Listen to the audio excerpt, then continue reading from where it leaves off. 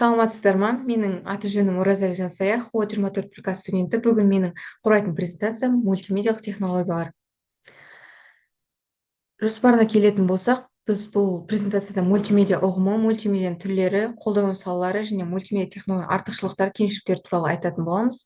Мультимедиаға тоқталып кетсек, мультимедиа бұл мәтін, графика, дыбыс, бейне және анимацияны біріктіретін технология. Қазіргі таңда мультимедиалық технология білім беру, медицина, ойын, жарнама сияқты көптеген салаларда кеңінен қолданылады. Бұл технология ақпаратты тиімді әрі қызықты түрде жеткізуге мүмкіндік береді.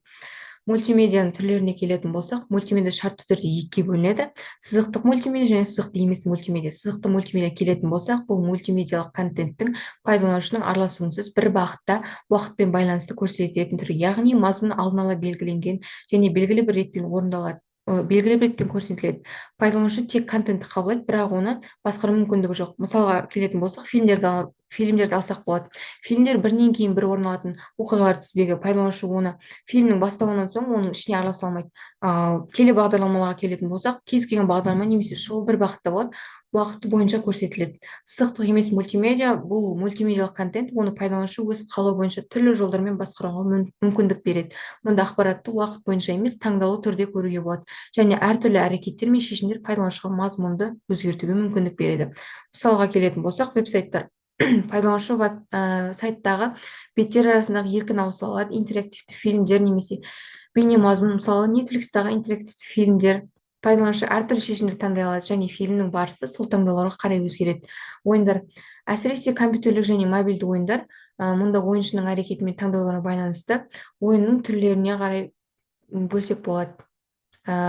Мультимедианың түрлері: аудио, бейне, графика, интерактивті мультимедиа және виртуалды және толықтырылған шындық. Аудиоға келетін болсақ, аудиоға жататындар дыбыстық файлдар, подкасттар, әуендер. Ал бейне келетін болсақ, видеороликтер, анимациялар, фильмдер жататын болады. Графикаға суреттер, диаграммалар, иллюстрациялар. Ал интерактивті мультимедиаға қолданушымен өзара әрекеттесетін жүйелер, ойындар, веб-сайттар жататын болады. Қолдану салаларына келетін болсақ, мультимедиа білім беру, ақпараттық технологиялар, медицина, бұқаралық ақпарат құралдарында және журналистикада, өнер және дизайн салаларында қолданылатын болады. Білім беруге тоқтала кететін болсақ, білім беруде онлайн курстар, видео сабақтар, интерактивті жаттығулар оқушылардың білімін жетілдіруге көмектеседі. Ал ақпараттық технологиялар, веб-сайттар мен қосымшаларды жасау үшін мультимедиа қолданылады. Медицинада виртуалды тренажерлар арқылы болашақ дәрігерлер ота жасауды үйренеді. Ал бұқаралық ақпарат құралдары және журналистикада жаңалық сайттар, бейне репортаждар, подкасттар қолданылатын болады. Өнер және дизайн, цифрлық инсталляциялар, 3D модельдеу, веб-дизайндар жататын болады. Мультимедиалық технологияның артықшыларына келетін болсақ, ақпаратты жақсы түсініп, есте сақтау мүмкіндігі артады, қызығушылықты арттырады, интерактивті элементтер қолданушыны белсендетеді. Көрнекілік, визуалды және дыбыстық құралдар арқылы мазмұн тартымды болады. Уақыт үнемдеу, қысқа уақыт ішінде көп ақпаратты жеткізуге болады. Қолдану кеңдігі түрлі жастағы, түрлі саладағы адамдарға ыңғайлы. Кемшіліктеріне келетін болсақ, құрылғылар мен бағдарлама жасақтамалға тәуелділік пайда болады. Мультимедиалық өнімді жасау көп уақыт пен дағдыны қажет етеді. Мысалы, видео монтаждау, анимация жасау деген секілді. Үлкен файл көлемі, жад пен интернет ресурстарын қажет етеді. Техникалық қиындықтар және кейбір пайдаланушыларға күрделі, әсіресе технологиямен енді танысып жатқан адамдарға. Жасалдар мен құралдарына келетін болсақ, құралдарға PowerPoint, Canva презентация жасау, ал Photoshop, Figmаларға графикамен дизайн жатқызсақ болады. CapCut, Adobe Premiere Pro бейне монтаж жасауға қолданылады. Ал мысалдарына келетін болсақ, YouTube бейне сабақтары, интерактивті тренингтер, сабақ барысында қолданатын анимациялық видеолар, 3D визуализация арқылы хирургиялық операцияны көрсету, VR көзілдірік арқылы виртуалды мұражайлармен танысу.